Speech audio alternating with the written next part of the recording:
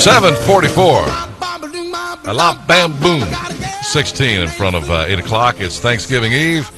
Here we got the whole gang in here, and Bob Simon's bringing the turkey in about 15 minutes. Yeah. I'm excited about that. And That's why I'm here. we've got Truman over there. Trent. Yeah.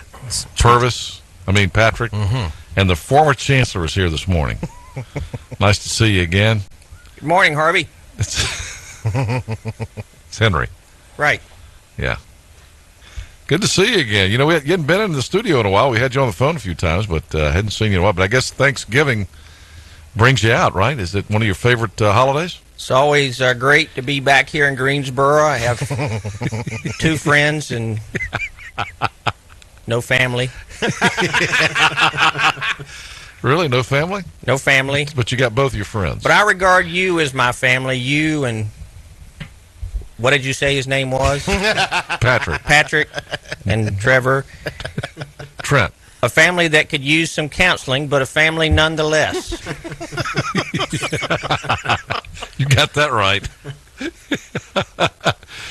Well, we got the big football game this weekend. It's NC State, East Carolina, and we got Thanksgiving. Just a lot of things to talk about here this morning. And many people will want to thank me personally for helping to turn the fortunes of Eastern College's athletics program around. No doubt. Hiring Chip Hurts, the athletics... Skip Holtz. Right. The athletics director, Tony Amsterdam. Terry Holland. Right. Yeah. But Hootie, Thanksgiving is more... Henry. Right. Than just our favorite foods and our favorite customs. Yeah. Like lighting the Thanksgiving pecan log. Drinking green beer. Abducting leprechauns. And then throwing up in the gutter. Chasing beavers until they see their shadow and cry, "Uncle Buck!" Painting turkey eggs all kinds of bright colors and then hiding them under the mattress for little children to find. Dressing your girlfriend up like the Playboy bunny. And inviting her over to the grotto.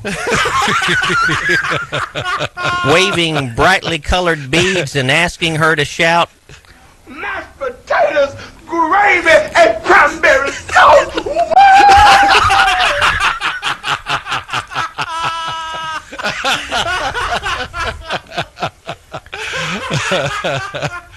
While it is all of these things that have come to be part of our American experience, like gathering around the television to watch baseball.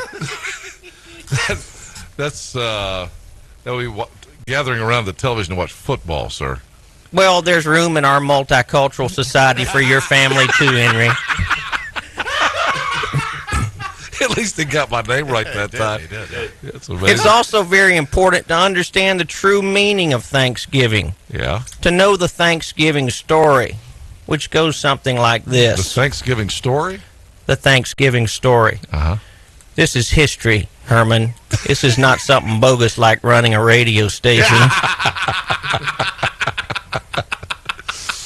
A long time ago, a group of courageous men and women called hobbits were sick and tired of living in a country where they were being persecuted for being short, not having cars, and no Powerball jackpot.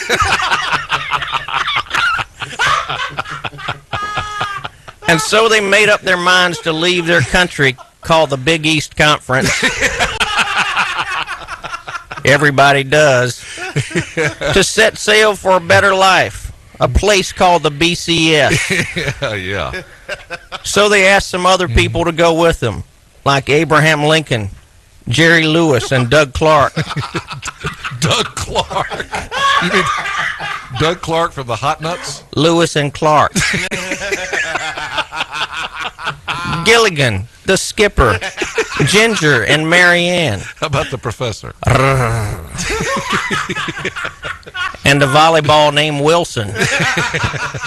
By the way, did you do that for Ginger or the professor? I know Ginger. you're a former Ginger. Ginger or Marianne, Mr. Chancellor? Ginger.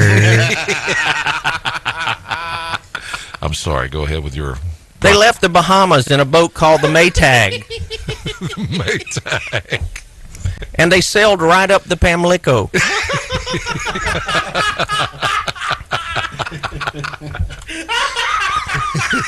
Before they took a right turn to go to New York, there was an uncomfortable incident. Abe Lincoln spotted George Washington on the banks of the Pamlico and yelled, "Hey, I'm 6'4". You're little Washington.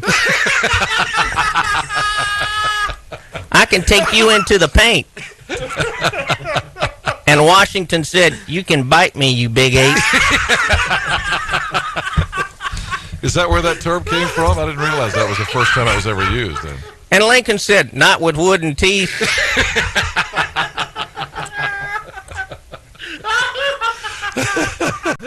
We may need an EMT for Patrick in there. And Washington said, "Yeah, well, I wouldn't go to the theater in New York if I were you. Especially with a bunch of elves." Fortunately, cooler heads prevailed. By the way, Lincoln was shot in a theater in Washington, not New York, just then. Right. It was from that moment on that the hobbits decided they would be known as pilgrims, to avoid the stigma. A fresh start and all. Yeah. When the boat got to Rockefeller Center, the pilgrims were greeted by the Cleveland Indians, who were led by a powerful chieftain named Crisco. The Indians, who couldn't hit off-speed pitching, also couldn't pronounce the word pilgrims. The closest they could get was the word Puritan. Oh. At any rate, the Indians said, "Let's have a party. What you got?" And the Puritan said, "We've got this vegetable oil. Why don't we have a Crisco party in honor of your chief?"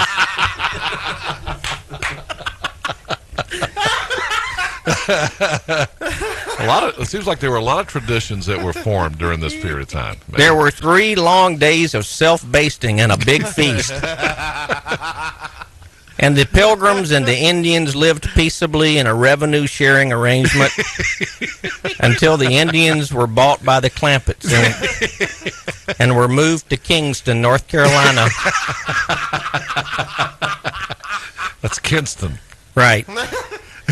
And that, my friends, is the story of the courageous men and women who started the first Thanksgiving. That's amazing. Wow. I never knew that before. That's the first time I've actually heard the real story of Thanksgiving. Thank you for sharing that. It's remarkable. Fortunately, I will be delivering the same speech to the East Coast College Pilgrim football team. East Carolina Pirates. Right. Yeah. This Saturday in the locker room at Durwood frickin' Stadium. Coach Scooter Holt has asked me to give this inspiring speech. The game is actually in Raleigh, sir. Did he ask you to come to the stadium here in Greenville? Specifically. That's an amazing thing. Well, thank you for being here, and happy Thanksgiving to you and yours, sir. Happy Thanksgiving to all, and to all a good night. There he is, the former chancellor. It's 7:53. Needed the shelter of someone's arms. There you were. I needed someone to understand my ups and downs.